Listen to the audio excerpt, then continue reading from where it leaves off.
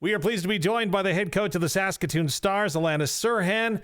Boy, a lot of excitement right now around the Bridge City. Are you ready to go to the Esso Cup? Yeah, I think, it's actually something that we've talked about since day one. And so, to finally be heading down the highway to Lloydminster, it really does, seem like a dream come true or a plan laid out, and now we're going. As I look at your season from a distance, one word that jumps off the page, especially in the series with Eastman and the Battlefords in the final, is perseverance. Your team just seems to love the pressure-packed moments. Yeah, something that we've talked about with the girls is that pressure is a privilege, and that, by allowing ourselves and getting ourselves to those tough games, those tough moments, elimination games, we've always found a way to dig in, and I think it just speaks volumes to the want, the will, and the determination that our group has to win hockey games. So when you look at your group, what would you say is the identity of the Saskatoon Stars? Yeah, that's a great question. I'd say, our identity is,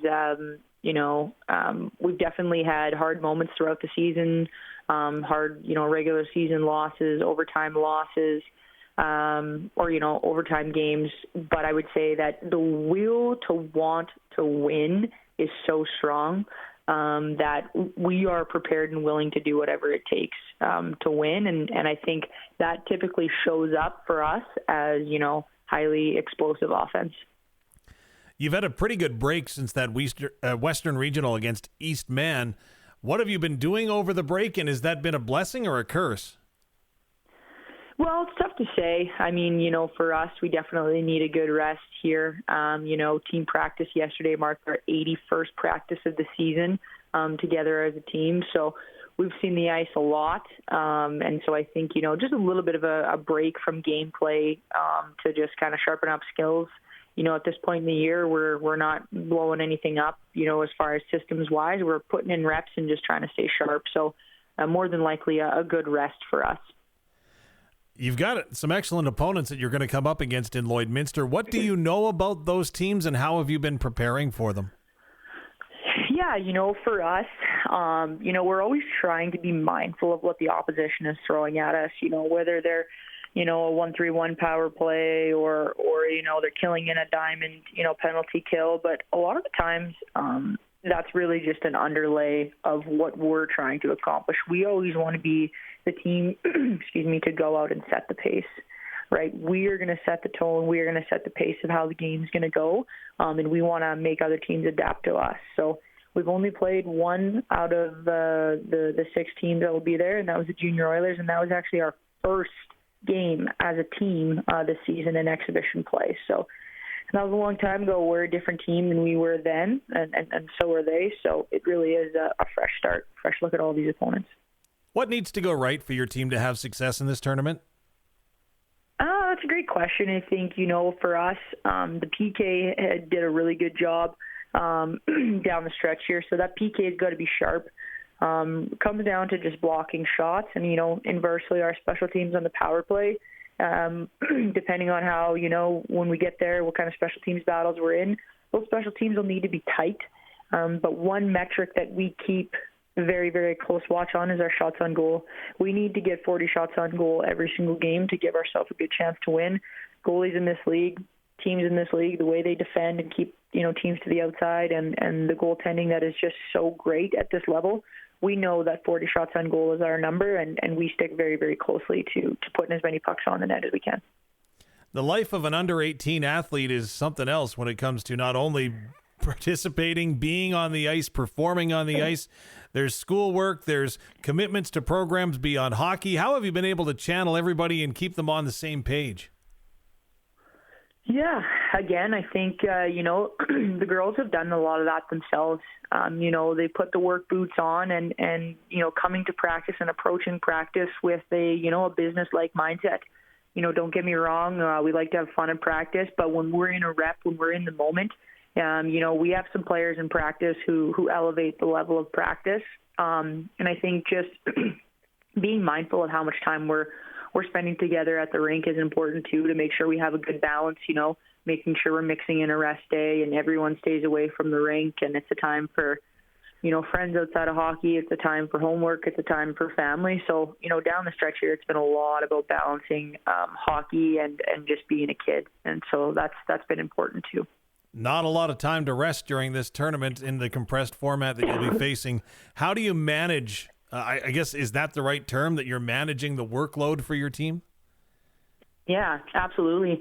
It's a tournament where you're going to play, 7 games in 7 days. And so I'm a firm believer in playing our lineup, as much as we possibly can, having every player have a role. And I think that, that is what propelled us through the postseason into Westerns. And it will be no different when we're off to Esso Cup here, playing our full depth of our lineup to ensure that we can have players and roles to be able to eat minutes and have all the opportunity to have rest throughout these 7 days. A wise person once told me that when you look at a championship team, you really don't need to look much further than the leadership in the group for setting the tone. Tell me about the leaders on the Saskatoon Stars. Oh, we have an incredible group. Our veteran group, or our graduating girls, are all in. They want to win. Some of them have gone through this process before, or through the postseason process before, and haven't really come up with the result that they wanted.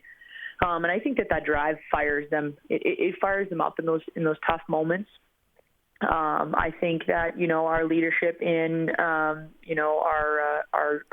younger leadership group player, Hallie Duchesne, she's a perform under pressure player.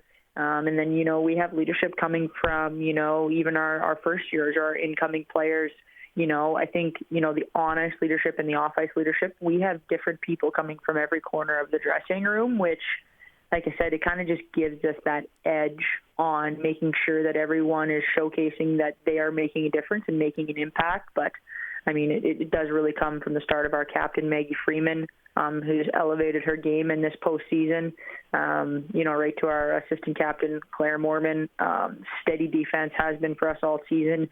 We got Colby Ash on the wing, high-octane player, likes to play physical. She can put pucks in the net. And as I mentioned before there, Hallie Duchesne, who is, a wizard with the puck on her stick all games that we've played all season, and just has a knack for the net and a hunger on the puck. So our leadership group is very, very strong with experience, with on-ice performance. And then, the things that are happening off-ice as well obviously speak to the success that we've been having. Alana, obviously your coaching resume speaks for itself, but what have you been taking away from this run by your team, and what do you hope to gain from this national tournament experience? Yeah, I think, for me as a coach, it was a big year, coming in and not having, selected these players or built this team. But, wow, did I come into a team that, previous coaches ahead of me had done an incredible job recruiting, had done an incredible job securing top-level talent in this province. And I am grateful for the opportunity to carry this group through to a national championship. And definitely, having had experience coaching, at the provincial level at a national championship, having been fortunate enough to play at a national championship myself during my university career, I do think that all of those experiences bode very, very well. And, often I say sometimes you don't know what it takes to win until you win. And I feel like, our entire coaching staff and myself included, we do know what it takes to win. And I think, sharing some of those as experiences in little pieces and tidbits to our group is really important for our preparation, game by game, shift by shift. We are very Saskatchewan proud in this province. You mentioned the national championship, so on and so forth. Do you tell many people that you went to the University of Manitoba, or is that... No, I'm just kidding.